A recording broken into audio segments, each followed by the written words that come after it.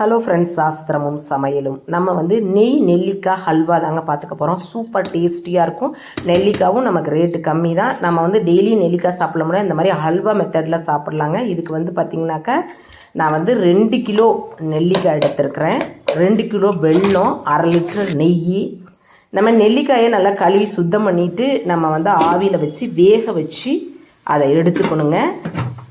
நெல்லிக்காய் நம்ம இப்படியும் பயன்படுத்தினா இதை நம்ம குழந்தைங்களுக்கு ரெண்டாடம் கொடுக்கலாங்க. பொடி பண்ணி வச்சுக்கணும். வெல்லம் 2 கிலோவா. இதுக்கு பார்த்திங்கன்னா 1.25 லிட்டர் தண்ணி ஊற்றி நம்ம கொதிக்க வச்சு பாகை வடிகட்டி எடுத்து திரும்பவும் கொதிக்க வச்சு அந்த கம்பி பதம் எடுத்துக்கணும்.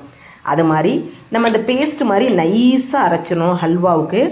அதுக்கப்புறம் பார்த்திங்கன்னா நெய் ஃபஸ்ட்டு நான் பாத்திரத்தில் 1/4 லிட்டர் ஊற்றிட்டு இந்த பேஸ்ட்டு நெல்லிக்காய் அரைச்சோம் பார்த்திங்களா, அந்த பேஸ்ட்டை கிட்டத்தட்ட நம்ம ஒரு 25 நிமிஷமாவது நம்ம கிளறி இப்படி விடணும், வேகணும். அது அப்போ தான் நமக்கு கரெக்டாக இருக்கும். அந்த நம்ம சாப்பிட்றப்ப பார்த்திங்கனாக்கா நமக்கு கசப்பெல்லாம் இருக்காது. நெய் கம்பல்சரி ஊற்றி தான் செய்யணும், வேறு எதுலேயும் செய்ய முடியாது. இது செஞ்சால் சாப்பிடாதுங்க பசங்க, கசக்கும் அப்படின்னு சொல்லிட்டு.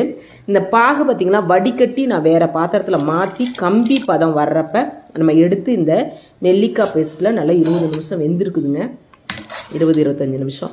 அப்போ நல்லா கிளறி விட்டப்போ திரும்ப நம்ம இந்த கம்பி பதம் வந்ததுக்கப்புறம் எடுத்து ஊற்றி நல்லா கிளறிட்டு நெய் சைடில் ஊற்றி சுக்கு, ஜாதிக்காய், ஏலக்காய் எல்லாம் போட்டு பச்சை கற்பூரம்லாம் போட்டு நல்லா நெய்யிலேயே வறுத்து அதை பொடி பண்ணி அந்த பவுடர் இது இப்போ போட்டுட்டு மிச்சம் இருந்த 1/4 லிட்டர், ஃபஸ்ட்டு 1/4 லிட்டர் ஊற்றுனீங்கன்னா மிச்சம் இருந்த 1/4 லிட்டர் எல்லாம் மொத்தம் சேர்த்து ஒரு 25 நிமிஷம் கிளறி விட்டு எடுத்தோம் அப்படின்னா நமக்கு நெல்லிக்காய் நெய் ஹல்வா ரெடி ஆயிடுச்சுங்க. இது வீட்டில் ஃபங்க்ஷன்னாலும் நீங்கள் செஞ்சுக்கலாம், சூப்பராக இருக்குங்க.